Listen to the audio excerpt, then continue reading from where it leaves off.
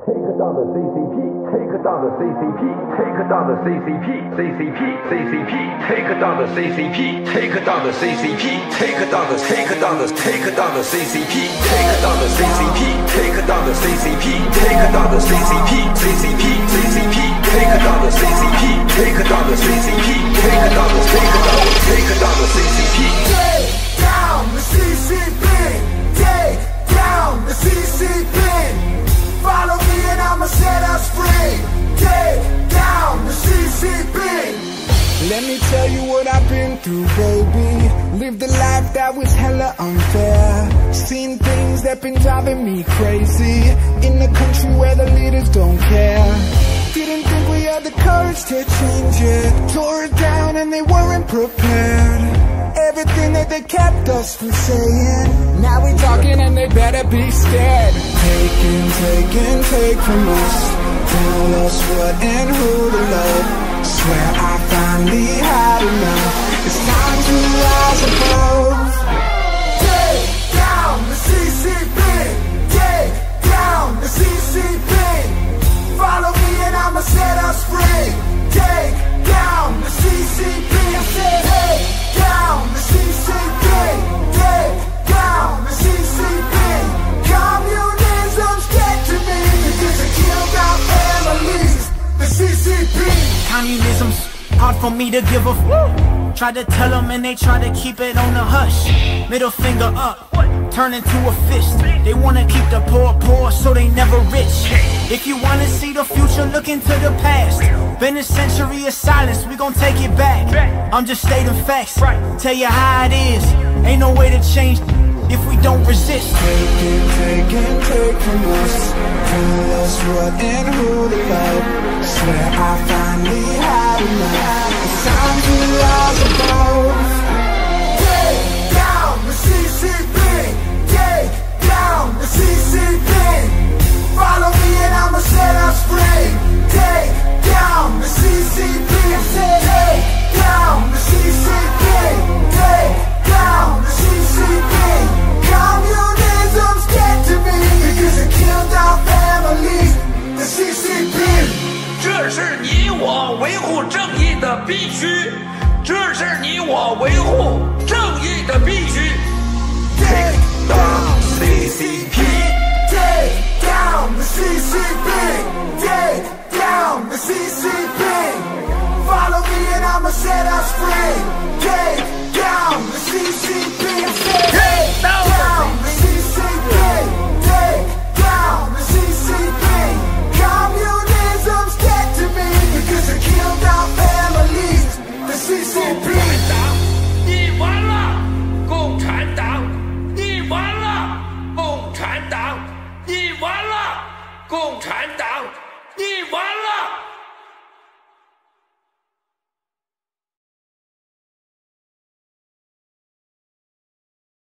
Hi everybody, welcome to The Pulse, one of the new NFSC programs. I'm your host, Joy.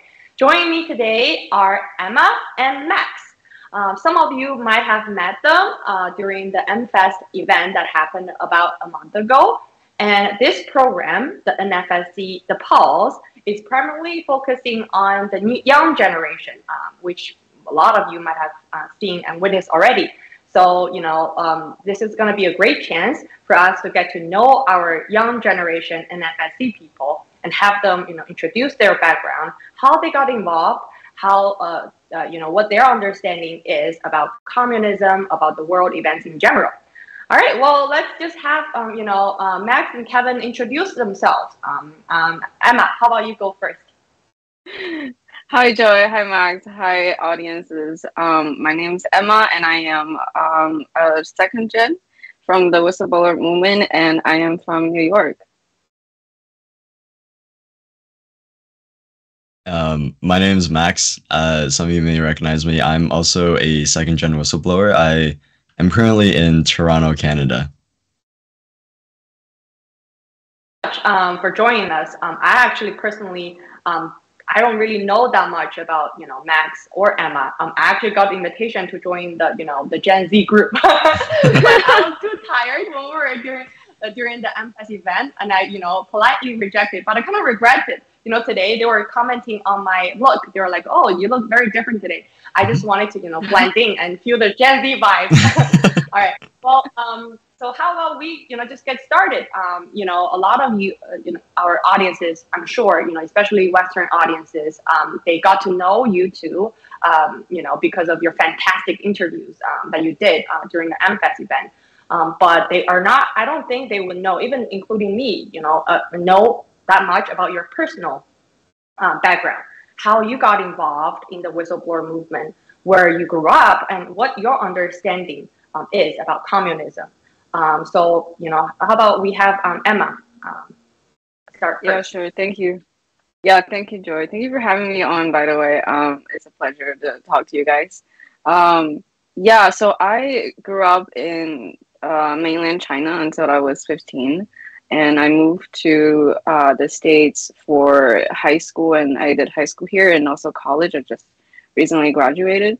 So I think in China, it's funny because my parents, they were the one who realized the system was a little wrong after they had me. They were thinking about the educational system and how it's affecting kids, the brainwashing and everything. And they saw the problem within the educational system, and they started to think maybe it's not healthy for me to stay there. So they applied for immigration to the States. And meanwhile, I was actually homeschooled in China throughout my middle school years. So I was fortunately enough wasn't, brainwashed by the school system there. And I was very focused on music because I also love piano since I was a kid, and I've been playing piano since I was 6 years old.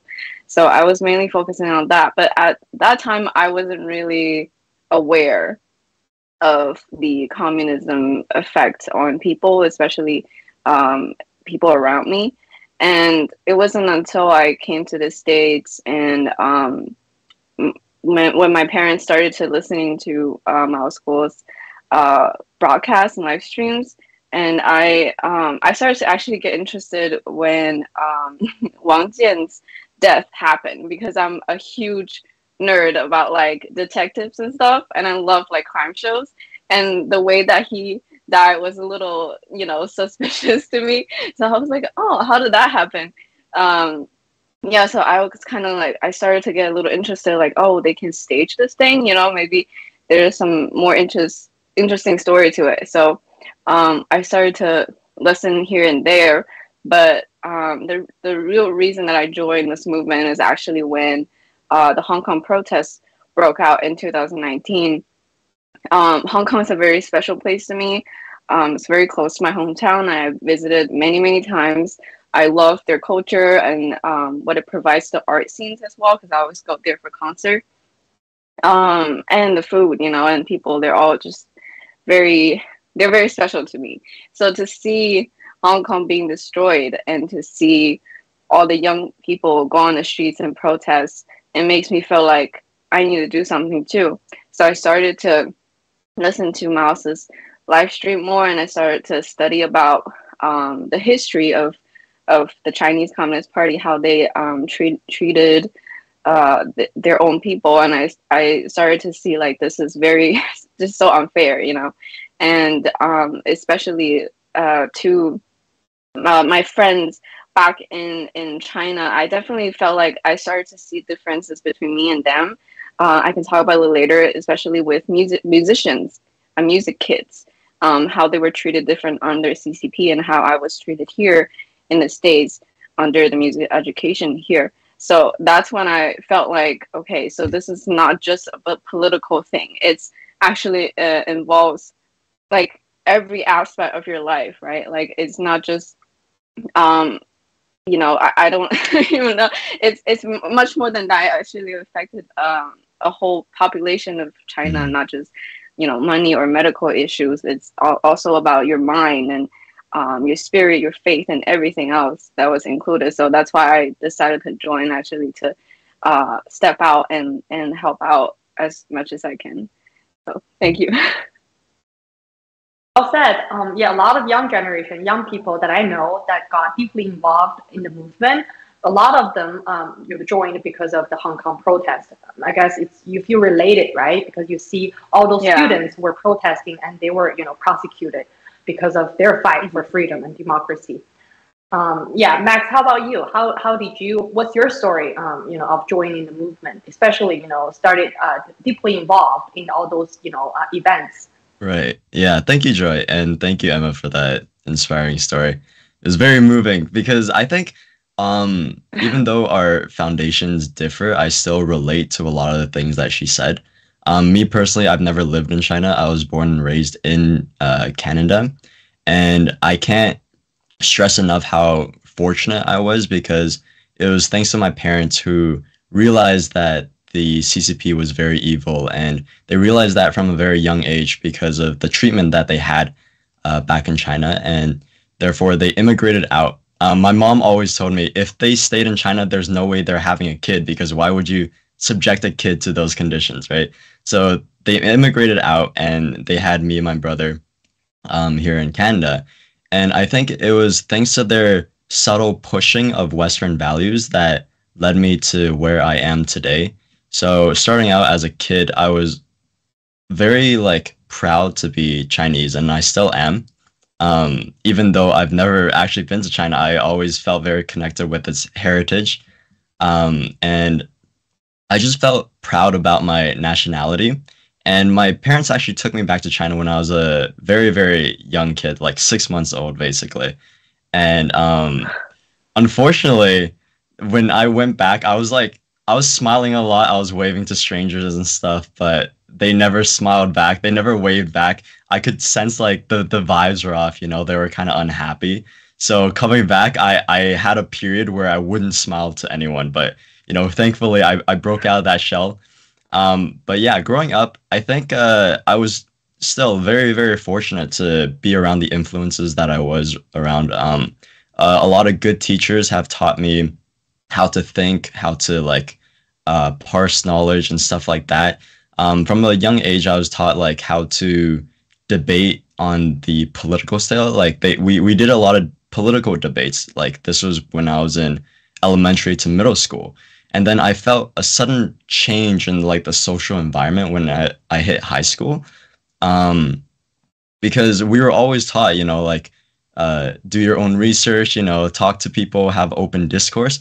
But all of a sudden, as soon as I hit high school, it felt like who you support in terms of politics, it kind of defined you as a person. And because of who you support, you could have been persecuted. You could be shunned. And as a high schooler, that's scary. You just want to be the most popular kid. You don't want anyone to hate you, right? So although I kept these reservations within me, I just pretended that everything was all right. I was going with the flow and stuff like that. So obviously this came to a big culmination in 2016 with the Trump election, and me being kind of involved in this scene.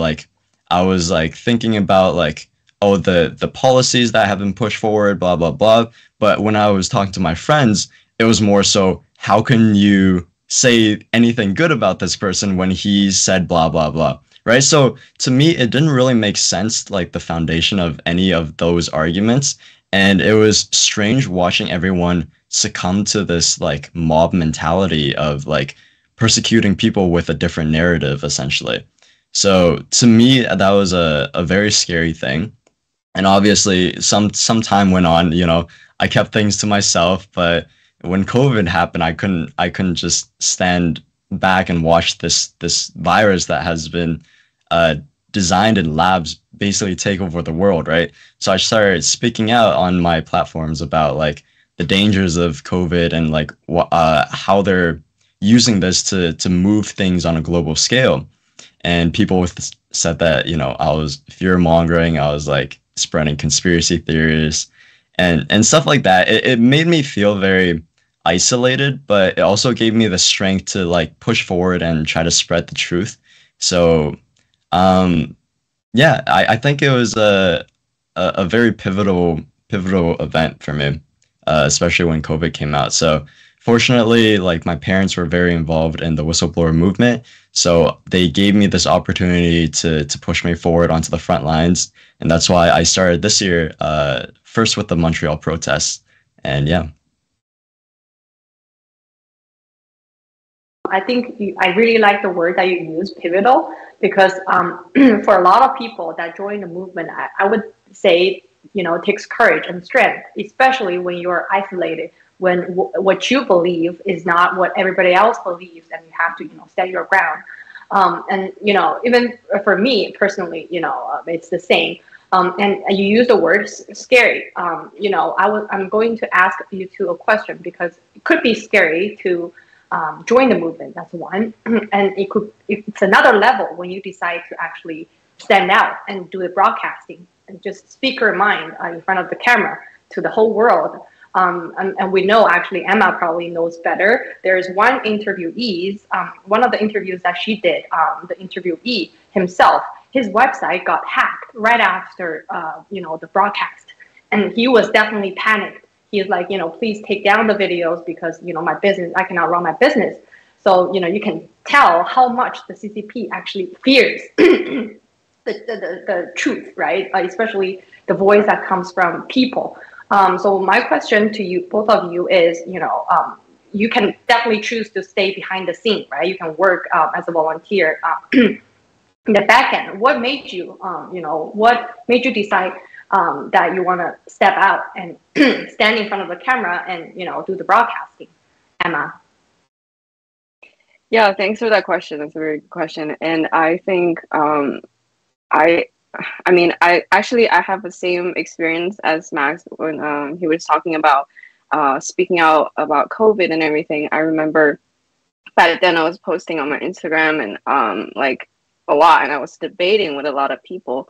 I remember a lot of my friends, quote unquote friends, because they all they all like unfollow me or block me or just throwing very vile languages at me, right? Like, and I'm just like, I just wanted to tell you that this is what actually is, I want to tell you the truth. And speaking of fear, I think the biggest lesson that I learned from Mr. Guo and from his live stream is that there's nothing to fear when you have the truth, when you know what is true. So to me, I think spreading out truth, standing in front of a camera, definitely I feel like it's more impactful for the audience, and it's also very impactful for the CCP people, and then I think they're actually the one that are scared that so many young generation are stepping up and speak out against the CCP's doing in China and in all over the world. And honestly, there's another thing is, I think being in the States for many years now, I've definitely seen a lot of younger generation people being very active about a lot of political topics. And I honestly, like, I applaud them for being so involved in political stuff, because it's better to care than to turn a blind eye on a lot of issues. But even though their direction towards a lot of the issue is wrong, but I still think that they're the one that gave me a lot of inspiration to actually speak out about what I think, or speak out about what's true or not. So sometimes I tell my activist friends, I'm like, maybe you should actually care about what's more important, what's happening in Hong Kong, which nobody talks about, and what's happening in Xinjiang, which nobody talks about, and what's happening in those labs, which nobody talks about, and our new intelligence that was let out by Roy and Ayla on the from AMFEST, and all these really dangerous situation in Middle East and Taiwan. No one is talking about that but the NFSC. And I tell these people, like, you can talk about your your two-party political things later when you figure out how to deal with the CCP. So I think those activist friends for giving me those courage, and I thank the whistleblower movement to tell me the truth and hand me the courage as well. When you said, it's better to be active than ignoring, right? It's Right. better that you think rather than not care about it at all. Max, how about you? What made you decide to stand in front of the camera? Well, I think fear has never crossed my mind when coming in front of the camera.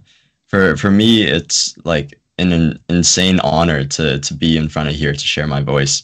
I think I was blessed with the tools to be able to share like the truth and to share my voice, which is like one of the greatest honors because many people don't get to do that.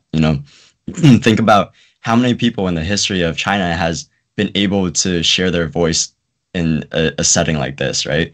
Like essentially no one. So basically being here, being in front of the camera, doing all the things that we do has been an insane honor.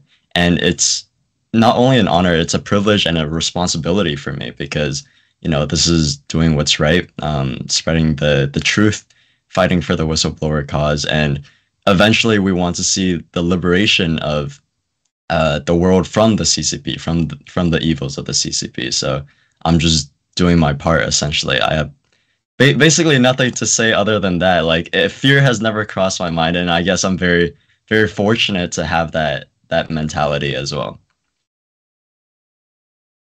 Actually, I think both Max and Emma, you guys have this persona of just being confident. Even actually, last time when I was speaking to Emma, that's the first time that I got to know that she was actually a little nervous when doing the interview. And I was like, wow, I couldn't even tell at all. So you guys really, handle it, are put together for sure. And, because you have the truth, there's nothing to fear, which is very, very beautiful. As we have just, saw the pictures that were shown while, two of the guests are talking, we saw, some of the interviews that Emma did in the past. Let's take a look at one of the videos, one of the interviews that Emma did in the past. Let's take a look. Welcome back. My name is Emma. I'm with the NFSC at the AMFEST 2023 in Phoenix, Arizona. And joining me is Jason Jones, who is a human rights activist, an author, and also the filmmaker. And I want to mention that we actually connected by faith because I'm a musician, and he made a film on Beethoven, and today is Beethoven's birthday, right? Yes, it's fate. Today is Beethoven's birthday. Exactly. You're a pianist. Yes. And I made it with Justin Bieber's mom and Eduardo Verástegui. Patty Millette is a friend of mine. We produced it together with Eduardo Verástegui, a dear friend of mine who's running for president in Mexico. So if you're in Mexico, vote for Eduardo Verástegui. Okay, That's there awesome. we go. Could you tell us a little bit about your work? Because you've been actually fighting with the CCP since you were very young, right? Yeah, well, I'm from Hawaii, and I went to the University of Hawaii. I founded an organization shortly after graduate school called the Vulnerable People Project. Our very first initiative was working to push back on the one-child policy. The roots of my organization go back to being a young conservative at the University of Hawaii, and I helped a group of Chinese students organize an event to commemorate Tiananmen Square. And I realized that they were having trouble getting a lot of folks, but when I leveraged being chairman of the College Republicans and conservative and faith-based groups, we had a massive showing of support. Right. And I had this idea of the Vulnerable People Project that we would leverage communities of faith and the conservative movement to serve those faith. That's very, very inspiring, actually, to see. I could feel the happiness that came out of the interview. So Emma, could you share a little bit about, how you got to know this person in the first place and why, what happened before and after you did the interview? Yeah, of course. Thank you. I was introduced by one of our fellow fighters. I don't remember who. He or she was like, this is a great gentleman. You want to talk to him and then maybe do an interview with him. So I started talking to him and he was like, what do you do? And I said, oh, I'm a pianist. I do music. And then he was like, oh, do you know what day is it today? And I was like so thrown off. And I was like, what day is it? And he said, it's Beethoven's birthday. And I realized that, oh my God, it is. It's December 16th. And And I was so shocked that he knew that, and I was like, how do you know that? And then he said that he had made a film on the greatest composer alive. I mean, not alive, of our time. Actually, not of our time. I mean, such a random thing to know about. Yes. So anyway, and then I was like, wow, this is such this is something that I never expected. You know, I never thought that someone would be making films about classical music and doing politics at the same time, you know. And I started talking to him more, and then he apparently actually his great-grandfather, or I don't remember his grandfather, had fought in the Korean War. And he told me that when his grandfather died, he told him that, don't cry because I'm dying. Please cry for all the children, all the young people who got sent to the front line by the CCP to die, because they didn't have any weapons, or they have no they have nothing. You know, basically the CCP has sent them to die in the front line in the Korean War. And he decided at that point that he was going to fight for people like that, and fight for everybody to be freed from the CCP. And then his wife is also Chinese, and his kids was there as well, and I spoke to his kids as well. And I told them that his dad is amazing, being so involved in a lot of issues, including like the Uyghur issues and also the Tibet issues. So I was very surprised and also touched to see someone who's kind of irrelevant to the CCP, because he's never been directly affected by the CCP, you know, a foreigner basically, to be so deeply caring about for the Chinese people, and enough to start a whole organization to help people there. So I after the interview, I was like, you know, I thank you so much for the work you're doing, because it's honestly very heartwarming for me to know that we're not the only one who's fighting. Even Westerners are waking up and seeing what's the real problem.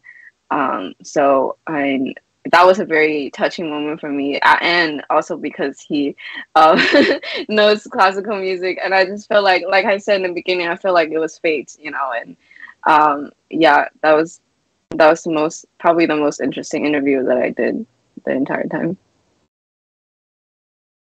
You said when you were asking the question of how could you be, you know, loving the classical music but at the same time doing politics. I think, you know, we're doing the same, right? You're a musician, yeah. Especially when you were singing all those songs about taking down the CCP. We're basically doing the same.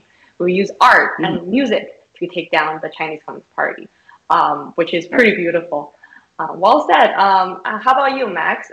Well, we're gonna take a look at one of the interviews that Max did as well during the AMFEST event. Let's take a look.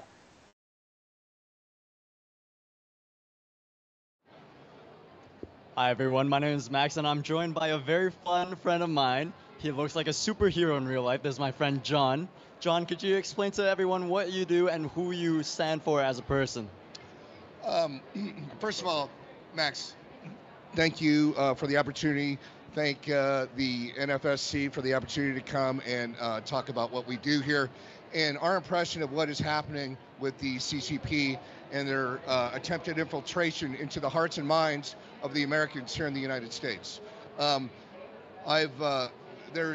a lot of, I've put together a team that has created a comic book company that is dedicated to addressing some of the issues that are out there in the world related to toxic content.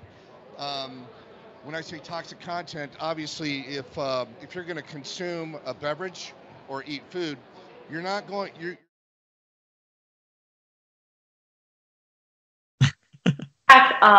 When I was asking Max if he could share one of you know, the videos, interviews that he did in the past that was very impressive to him, he mentioned this comic guy, and I was like, oh, I think I know which guy you were talking about.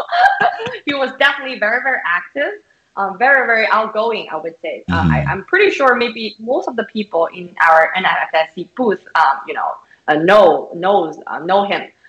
So how about, you share a little bit of why you think your interview with him was very, very impressive to you. What's your takeaway from the interview? Yeah, for sure. So if I'm gonna be honest, I was just minding my own business when someone dragged me and said, yo, you gotta do an interview with this guy. And he pointed to like the buffest guy on the entire grounds. Like his biceps were as big as my face, right? So I was like really scared. I was like, what did I get myself into? This guy's like staring at me with like bulging eyes and everything. And it was like at first very, very intimidating. But like the more we got to talk, like the more John opened up to me as a person. Like he was like actually a very, very sweet guy. And basically like when we got on and we started talking about what he did as a person, he knew about all the things that CCP was doing, how they were exporting their Marxist philosophies. And one particular industry he cares a lot about was the film and entertainment industry, particularly the comic book industry, because he was a comic book illustrator, I think. And he banded together a team that would work to basically counterbalance the amount of toxic ideologies that exist in our entertainment system or entertainment industry today. As you know, like Hollywood is deeply infiltrated by the grass of the CCP. We have a lot of other industries that have been like subtly pushing for these ideologies, subtly brainwashing the people in the Western civilizations. So he wants to fight back against that. So not only was it very surprising that he was so well educated and very well articulated despite his like mean demeanor, you know what I mean?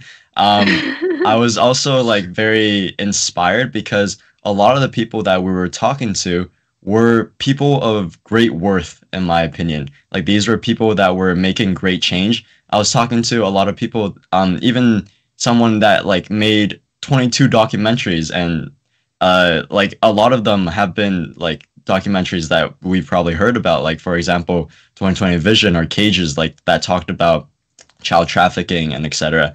Like it was an epiphany to me, because like these were people that have been very, very successful in their own careers and have been able to like take that passion and put it towards a good cause that they care about, which is to fight for the values that our Western civilization stand for.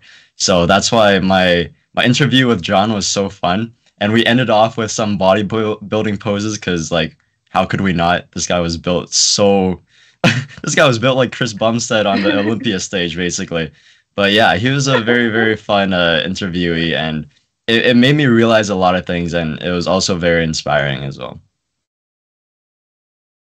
Awesome. Yeah, I could tell, especially the two interview videos that you guys chose were definitely very, very hard to forget.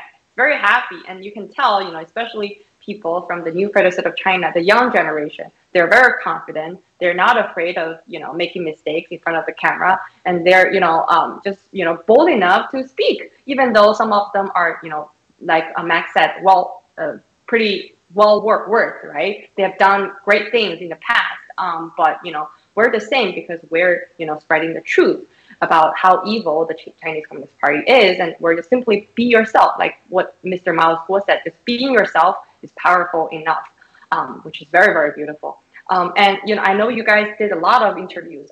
Do you guys know how many interviews you did during the whole AMFEST event? Like as a whole or us? Just Personal. Personally, I think I did maybe like 11. Not a whole lot.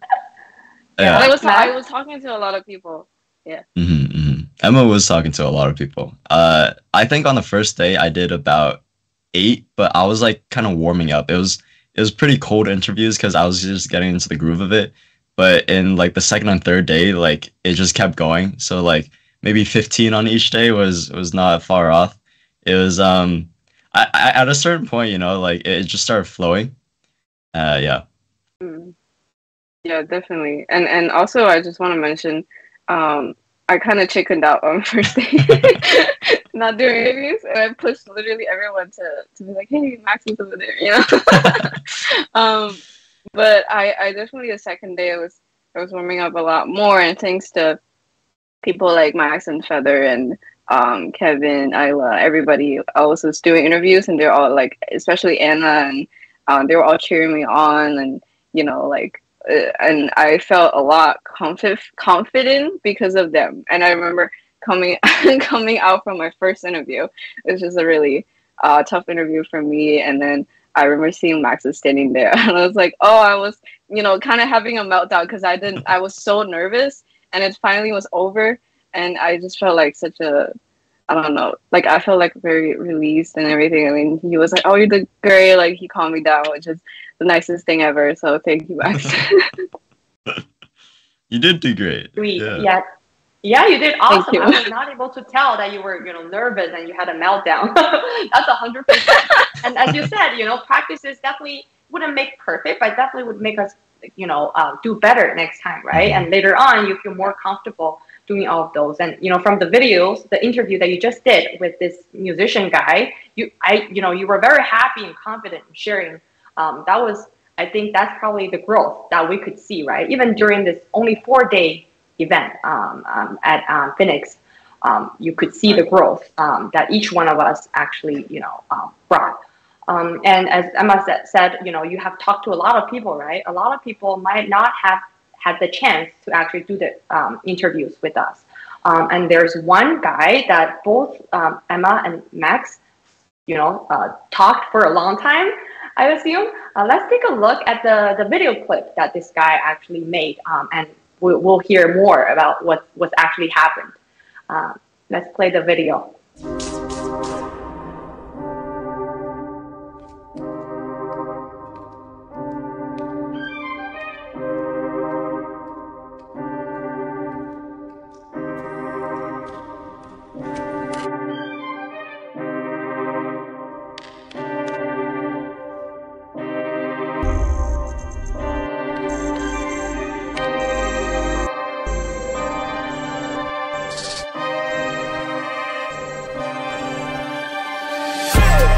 Turning up like the gas prices. I'm dropping heat as a climate crisis. United States looking mad divided, so I'm spreading love just like a virus. I'm in that love like a mad scientist. I follow money, they follow the science. Feel like I'm David, I'm slaying the giants. We in a moment of silence. I make them OMG like my name was James O'Keefe. Tell Dr. Fauci that I'm built differently. I survived the pandemic, I ain't need no vaccine. I'ma crush the party, I'm talking about the CCP. I'm the other side's worst case scenario. Yeah, I'm that situation God wasn't ready for. Yeah, this too controversial for the radio. Yeah, yeah, hold this ratio. Yeah, I'm the other side's worst case scenario. Yeah, I'm that situation God wasn't ready for. Yeah, this too controversial for the radio. Yeah, yeah, hold this ratio. CCP step down.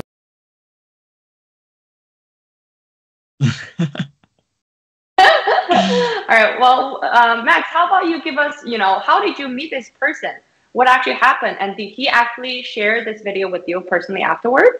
Yeah, for sure. So I'm super excited to talk about this guy. It wasn't even me who found him. It was Evan, Xiao Taiyang who found him. And he found me afterwards. And he was like, yo, you gotta check this person out. This is crazy, right? And like he pulled me towards this really tall a dude who was a rapper. And he basically started explaining how his entire platform has been how he knows that the CCP has been the root of all evil, and his whole goal is to expose the CCP's wrongdoings through his music. And what's crazy, if you saw in the video, was like he even had Miles Guo in his music video, and was talking about like Tiananmen Square, etc.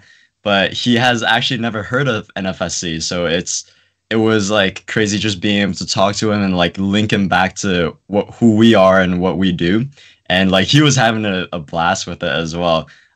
He couldn't appear on an interview, unfortunately, because he wanted to stay anonymous. As you can see, like he uses like a AI avatar to represent who he is, and that's like his persona basically, right? But it was just really crazy to talk to him because so many of our views aligned. I think there were so many good conversations that we had, especially because Emma was there as well. She knows a lot of the things that we talked about regarding music, regarding like how he does his work and etc. But he also had a lot of philosophies that I think were very important. For example, he said he wants to bring back the Renaissance. And part of the reason why the Renaissance happened in the first place, why it was like such a blossoming era for art in general, was because of the faith that people had. They realized that, you know, there's beauty in like faith, and they want to use their art as a vessel to transcribe that beauty into the mortal world, which is what he was trying to do with his work. And he understood that this faith, we're kind of in a dark age of faith because it's been under attack by communist ideologies for decades now. They want to disconnect like man from God because they want to be God in your minds, right? They don't want you answering to a higher being other than them. So this it has been sad to see for sure, and we were talking about a lot of the ways that this has impacted our social scale, from arts to philosophy, etc. But it was just amazing to see that someone like him, who's so connected with like the deep roots of what's been going on, the history of the CCP, and actually getting to connect him with the NFSC. He is? Sorry? He? Oh, how old is he? Oh, how old is he? I don't think we don't know. Probably late 20s. Probably 20s. Yeah, 20s something. But yeah. 20 something. I don't want to so how you said he actually, we obviously share a lot in common, right? Mm-hmm. Especially in terms of our opinions, our views about the world. And you said he had never, before this, he had never heard about NFSC. So how did he feel actually? I'm sure he probably felt similar, right? Because he didn't know this group actually existed. So what's his reaction actually when he first, met us and, spoke with both you and Max and Emma? Yeah, so well, you could feel it if you were there with his energy. Like his energy was just bounding, you know? And at one point he said, "This is the best booth in America Fest." You know, that's how much he loved us. So yeah, I think it was very great for him. And he had a girlfriend as well, who also we connected, and I think it was just great for them because it's just sharing so many similar ideas with similar like-minded people. Yeah, like you said, they shared a lot of similar ideologies. For example, how COVID, the vaccine, all these like cancellations have been due to CCP influence as well. So we were just linking up with them in terms of the knowledge base. Emma, how about you? Like, as I know, you're a musician, right? You've been learning piano pretty much, not your whole life, but maybe 1/3 of your life as of now. So how did you feel when you were, speaking with him and hearing about his knowledge about, what we also believe? Yeah, of course. I joined the conversation a little later than Max, so I was kind of just like listening on the side, and then I got to introduce myself and said that I'm a musician, and then he was showing me his other videos about, I think he was talking about Mozart and Bach, which is also two other great classical composers, and I should tell, I mean, he knew that the CCP, and especially communism, is not good for artists in general. And you see that happening in Soviet Union, how they have banished so many artists and writers, and I was kind of telling him that my experience in China with working with musicians and my experience working here with musicians is so drastically different, because people here actually love music and has passion, and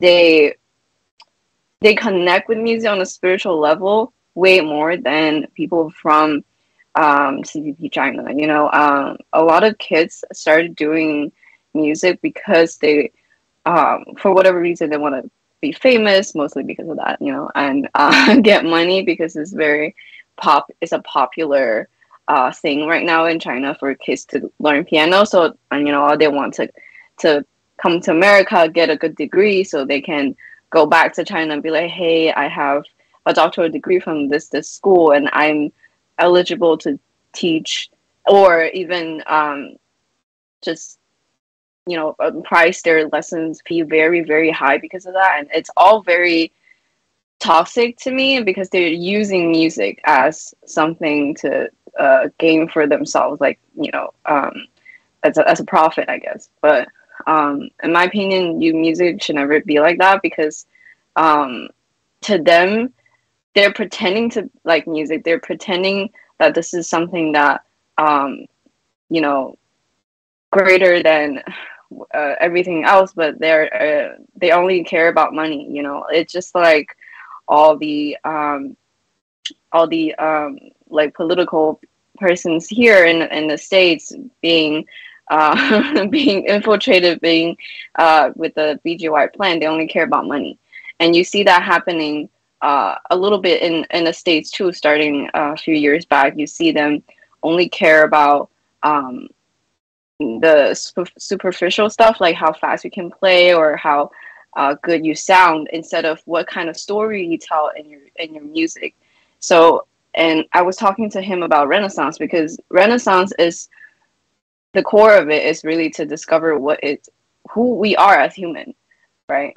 And one thing that I think is very important to remember, that human has weaknesses, and the CCP is using those weaknesses, like using those greedy a portion of greedy in our minds and lust. You know, that's what BGY is about, is using your human weaknesses for their own gain. And you see that happening in the music industry, and you see that happening in the political scene as well. So I honestly applaud him for trying to bring back the Renaissance, because it's not just for the music. It should be for everyone else to think about who we are as human, and how do we conquer those weaknesses as humanity, and, you know, how to restore, like Max said, faith, you know, in ourselves and humans. So I think a lot of our conversations really it inspired me to think about how to you know, change in terms of using art and using get inspired from our history as well. So I actually got a lot of inspiration from him on my music as well. So and obviously the music video was, you know, great. I was so shocked seeing him. I was on there. I was like, oh, how do you know him? Yeah. Just to, you know, introduce him, you know, all the songs that were produced by Mao School, all the Taking Down the Chinese Communist Party songs. Yeah, we connected him with we connected him with Phil. I don't know if he has showed them, but we were so like invested in our conversation that like I'd rather talk to him more. Yeah. Oh, Max, I want to actually ask a follow-up question. You know, what Emma said was very beautiful. You know, Renaissance is about, you know, finding who we are, what we are as human, right? So we treat art as ends, not as means. But now everybody is just, you know, treating art as a means to getting profit, to gain, which kind of it doesn't make sense anymore. Yeah, it defeats the purpose. It defeats the purpose. Yeah, defeats the purpose 100%. So Max, I know you are also a designer. You also, you know, pursue art in a different way compared to Emma. You know, ultimately it's the same. So what's your understanding of this when you were talking to this guy? Well, we had some really good conversation, because he does all his own design work in terms of his video editing and everything from start to finish, basically. Like he he is a Renaissance man by definition, because he does everything when it comes to his work, right?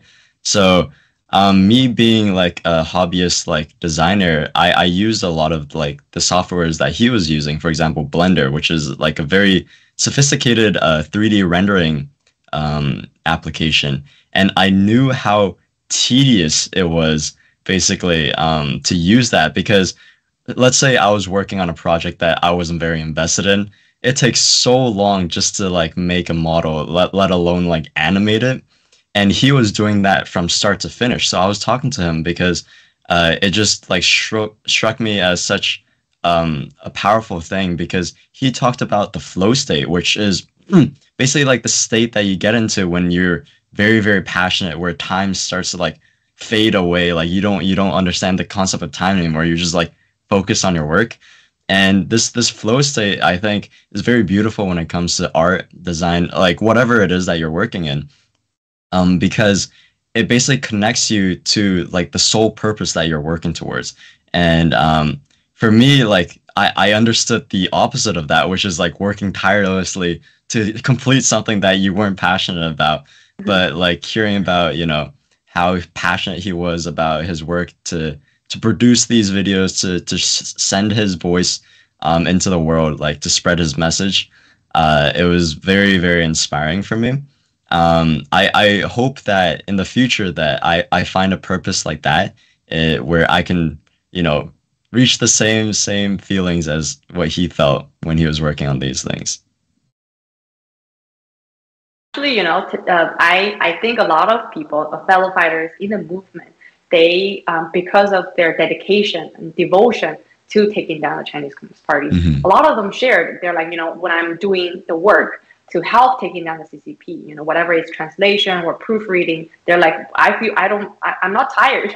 I think that's probably how Mr. Mao's goal was feeling, right? When every time when he does anything, because anything and everything that he does is related to taking down the Chinese Communist Party. That's our goal and mission, which I think is, you know, even for me last night, I didn't sleep that much, but I felt I could feel that, you know, this is something I need to do, and I'm not tired doing this, which is pretty empowering, I would have to say, for sure. So, you know, you guys have, you know, participated 4 days, right, in a row during the AMFEST event. And I'm sure, as Emma said, you can definitely see your growth, you know, your improvement, you know, day by day. It's like the light speed, probably.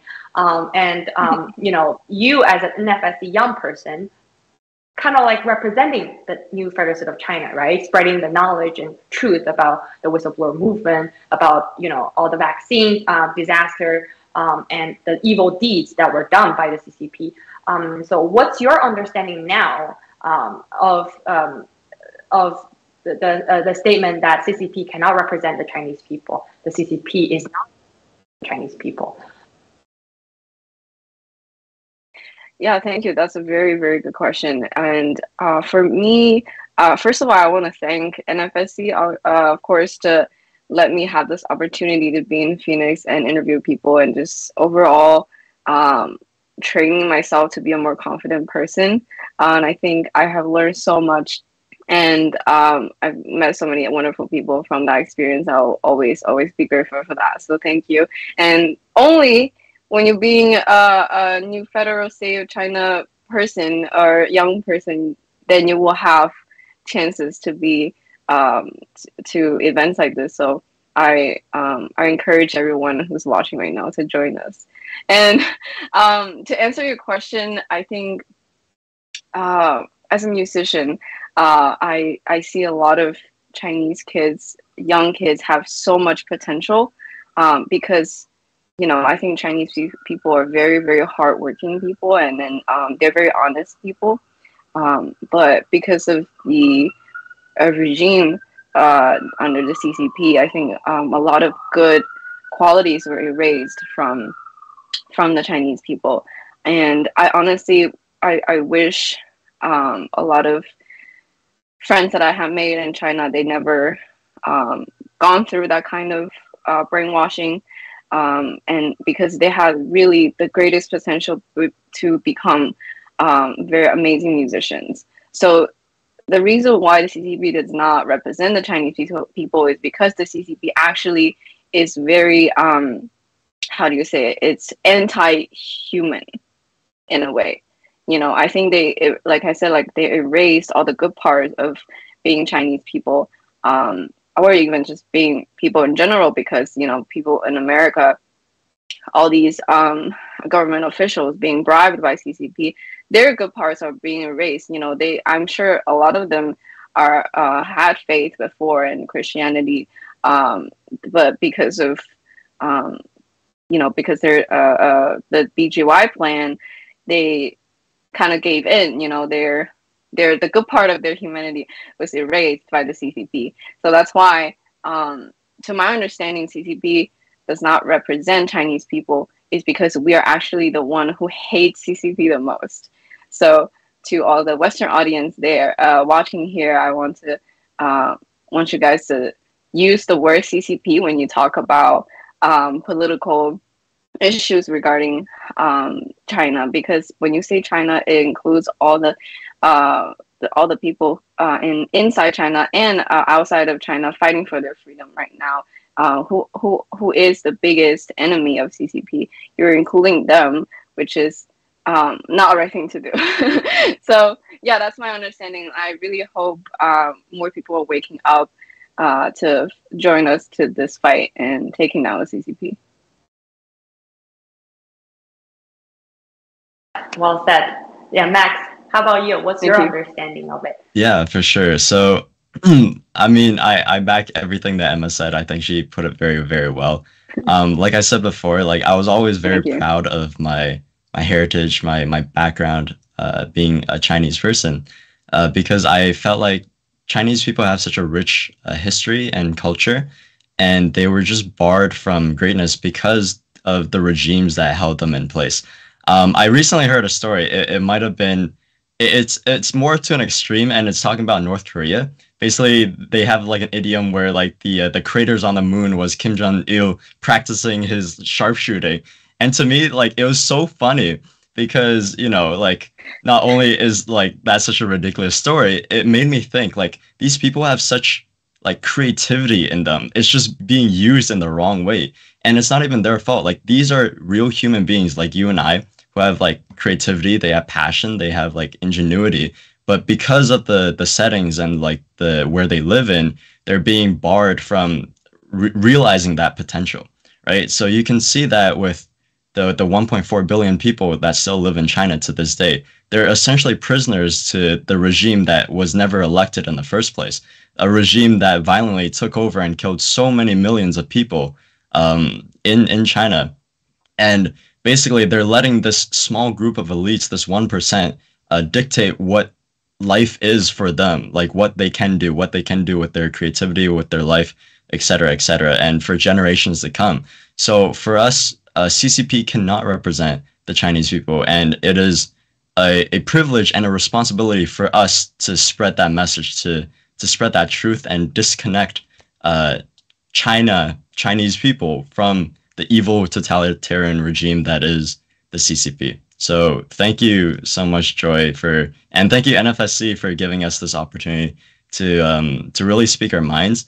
And I think AmericaFest was such a great turning point for us as well, because one of our greatest responsibilities now to this day is to kind of connect the Westerners with what's been going on and to like open their eyes. Because I feel like at AmericaFest, you have so many people with great ideas, but if they don't know where these issues stem from, and it's our job to basically explain how the CCP is influencing things on a global scale that manifests into these issues. For example, the proxy wars that you see in Russia, Ukraine, the Middle East, even maybe Taiwan. You know, like they are responsible for the things that they're seeing with like the politicians, with COVID, the vaccine, things like that. So I think we stand on very, very important grounds today, and we will try to continue fighting for the truth and connect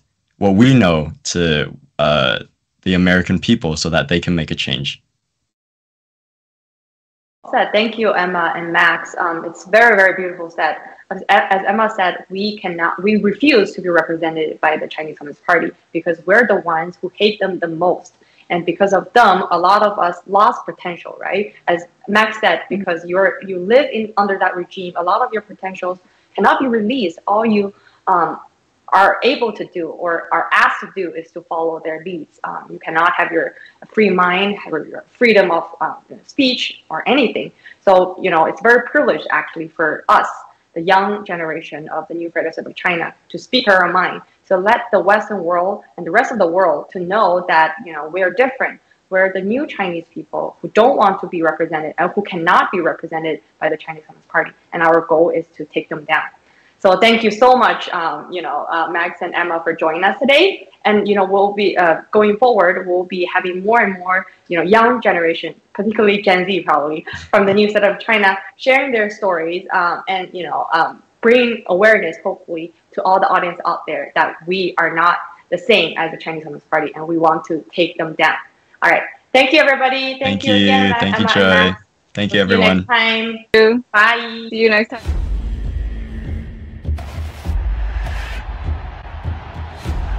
中国共产党万岁！